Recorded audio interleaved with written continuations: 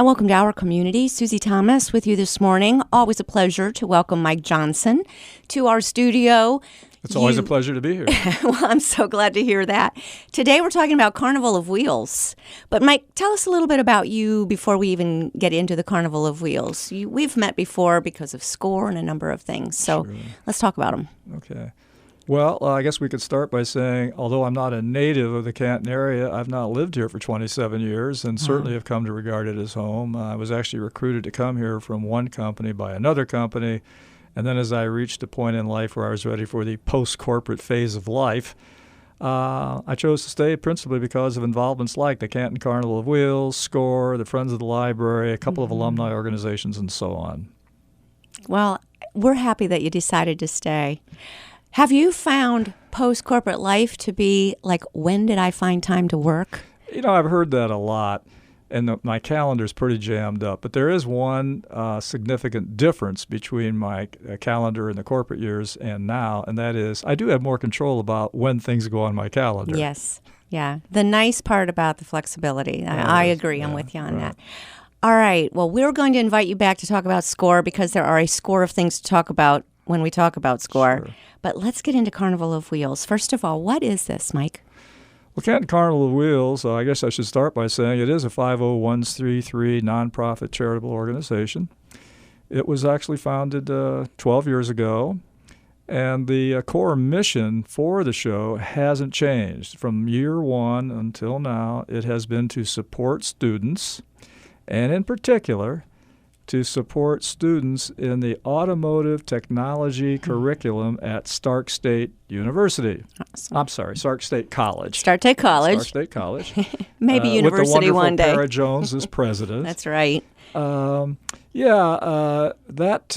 connection was chosen because our car show founder, Dick Moutz, is a car enthusiast.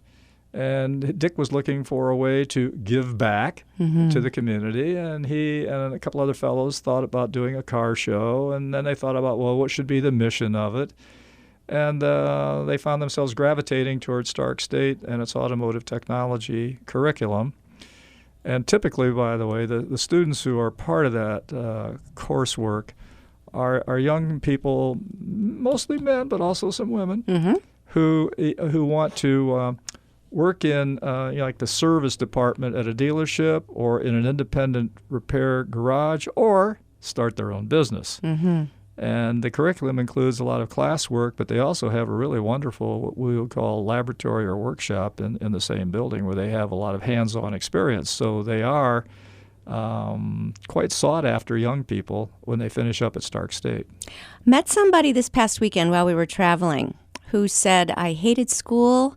I hated school from the day I began school, and then somewhere my sophomore, junior year of high school, I discovered shop class, and I learned about cars, and it changed my life. I'm guessing that there might be a few of those kinds of stories that you run into. Yeah, there are, and that causes me to say one of the most gratifying aspects of working on the car show is a scholarship recognition luncheon that Stark State holds every year. And at that luncheon, the five of us who are the volunteer directors of the car show, we get to meet and sit with those students who are benefiting from the money that we raise. And 100% of our net proceeds go to that fund. But also, we sometimes get to meet the parents, and they're the ones who are thrilled that their kids are benefiting from our efforts with the car show. So, sure, you talk to people who've just kind of found their way at some point, and typically, and no surprise, that most of the kids who are in that curriculum do have a fondness for, we'll call them automotive vehicles, because it could also be trucks and anything else on wheels. Right. There is a need for trade, people who know a trade right now. You can't run a country with everybody being a lawyer. So we need to make something. Yes? Can you talk about that and touch on that very great need we have right now? Well, I think there are a couple factors that I think are driving an increased recognition that trades are an integral part of our economy. And, of course, one of those factors is the increasing cost of going to college and the debt loads that more and more students or their parents are having to carry following graduation. And one of the things that is good, among many good things at Stark State, is that tuition there is considerably lower than it is at a four-year major university. And most of the students do live within a relatively localized area, so that they aren't having to also to spend money on that other big component of going away to university called room and board. So, I think that that is one of the factors that has been driving increased interest in the trades and in the schools that offer curriculums that can launch a person into a career in one of the trades. Another thing that it may address is that brain drain issue. If you have students that are going to school locally, staying locally, live locally, and then continue to work locally, that's a good thing, yes? Yeah, I'm going to hedge on that one a little bit, because I'll share with you something I shared with all three of my kids and over 60 of my interns, and that is I think a young person benefits from trying to live and work in an area other than where they grew up. And I always say, and if they hate where they've gone, they can always move back. Oh, yes. But especially if they bring grandchildren along with them. Well, that, of course. I think you're speaking from personal experience. I am. But yeah, I do think gaining that additional perspective is just something. It's one of those intangibles that I think is beneficial to almost any youngster. And I must say that all three of my kids at least took that advice, because they didn't take other pieces of advice that I offered. Have they come back, or are they still gone? One of the well, they all had graduated high school before I came here. One of the three actually does live quite close to his hometown, if you will, one of the eastern Cleveland suburbs. Sure. No, the other two, they took off for far distant places, and they're still away. I can relate. Okay, so, but one came back, so we're very happy about that. Sure. What does this do for our community, that to be able to be training young people in this way and what they are able to give back? Well, certainly, and the first thing that comes to my mind, that these students students in general, and more particularly the ones that we're supporting with the car show, they bring additional economic vibrancy to any community. They're going to go into jobs which will compensate them well. What does that mean? It means they're going to be in a position to spend or invest in their community. So it enriches the community for them and for all the people they're in touch with. Who are we talking about here? Because you and I have been saying young people the whole time. They all look young to me now. Oh, well, come on.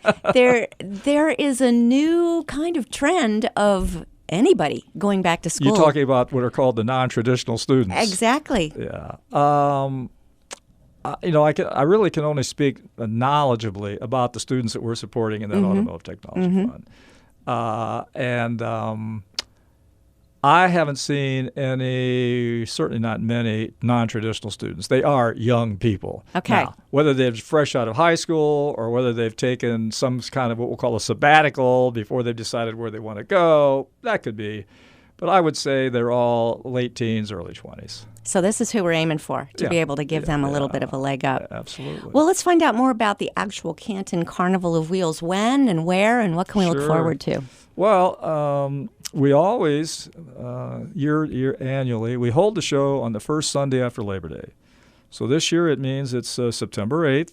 That's a Sunday. For spectators, the show opens officially at 10 a.m. We do hold it on the grounds of Stark State. And by the way, one of the nice benefits of holding it there is that all the space, whether it's for the exhibiting cars or the spectators who are coming, everything is paved. So there's no dust, there's no dirt, there's no dew on the grass. So from 10 a.m. to 4 p.m. the show runs. Exhibitors start arriving as early as 7 in the morning, and we're there to get them in and direct them to where they should be parking their cars or trucks or whatever it is they're there to exhibit. It's a show that's actually bigger than a lot of first-time visitors are expecting, because we've had in some years more than 600 participating exhibitors. Yeah, and so we have a steady stream of people coming in to exhibit their vehicles. We can only guess at the number of spectators because there's no gates. People park, they just walk onto the grounds. Free to attend? Free to attend. Wow. So let's just say that we know we have large numbers of spectators who come to see all those hundreds of vehicles. By the way, we have a really nice, diverse mix of vehicles. Sure, we have a lot of antique vehicles coming, and people love to see those. Mm-hmm. But we also have brand new vehicles. The Stark County Auto Dealers Association, otherwise known as SCADA, oh my goodness, they'll bring in anywhere from 30 to 50 new cars, and those are always positioned together so that people can really take a good look at new vehicles as well as the antique vehicles that come That's in. fun. Self-driving and those kinds of things. We get to see anything like that? Self-driving. I can I say I hope not? I'm not ready for that myself. I'm not either. Not a self-driving Uber. That sounds I terrifying. see somebody in front of me in traffic on his or her cell phone, and I get a little nervous, right? I agree. Yeah, I'm with you. So anyway, and then the fee for exhibitors is a modest $10, and most of the people who have exhibited before know where that $10 goes. It goes into that fund, and yes, I should cite, too, that in the 11 years we've run the show, we've now been able to donate over $100,000 to that Automotive Technology Scholarship Fund, and we can say that that's benefited some 150 Stark State students. Do you already have all the exhibitors that you're taking for this year? Can anyone still sign up? Well, we certainly encourage people to register in advance. I mean, that you can imagine that helps logistically in any number of ways. But is it required? No. If an exhibitor shows up and he pays us $10, he'll get a program, and he'll be directed to the area where the exhibitors will be displaying their cars. He'll be entitled to one of the goodie bags. And in fact, if such a person is one of the first 450 exhibitors to arrive, they receive free of charge one of these dash plaques, which many of your listeners might not know about, but they are prized among people who exhibit their cars at car shows. Awesome. Suppose someone just really likes their car, and I think I have a cool car. Is there any qualification to exhibit your car? No, there's no qualification like that at all. But I must say, most of the vehicles that arrive are really cool. Yeah, very, very cool. There is a cool factor that we're looking for. If someone else has told you your car is cool, go for it. Sure. If you're the only one who seems to think so, maybe you just want to be a sure, you'll want to viewer. make sure your car has been nicely detailed and gleaming. Sure. But other than that, and we stress it's vehicles. I mean, one of the favorite vehicles we've had from time to time is one of the earliest of the car carriers, those big trucks you see on the road. Yes. Now they carry 10 or 12 cars. Well, there's this one that the exhibitor likes to bring in. It's one of the really early ones. It only holds 4 vehicles. And he does have a couple antique cars and antique motorcycles that he brings in on his. But all of it is painted a bright orange. And it's a favorite photographic opportunity for people who are attending the show to have their photos taken next to this orange car carrier. So Hoover and Maslin fans and Green, come on down and take a look at this one, pose in front of that. Yeah. There is something also that kind of goes on over at I've lived here a long time, and my mouth wants to say Stark Tech. That is not the right name of the school. No, it is Stark State College, and we'll go back many years before it was Stark Technical College and Stark Technical School. But the students there have a gift with technology, and they usually work together to make some kind of a cool car. And they've exhibited those in the past, electronic cars or something like that.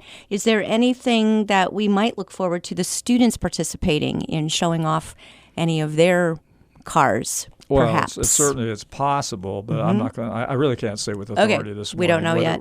No, I can't say with authority that that's the case. But actually, Stark State has done some evolving, and there are an increasing number of technology-oriented curriculums available to young people at Stark State. And that is awesome, and it is fun to see them compete. There's also an entrepreneurial center there, which of course is there to help launch them into careers as entrepreneurs, if that's a direction that appeals to them. Yeah, and it's a possibility. Awesome. Yeah. We are speaking with Mike Johnson. He's here talking about the Canton Carnival of Wheels taking place September 8th over at the campus at Stark State College. We'll be back after these words. You're listening to Our Community.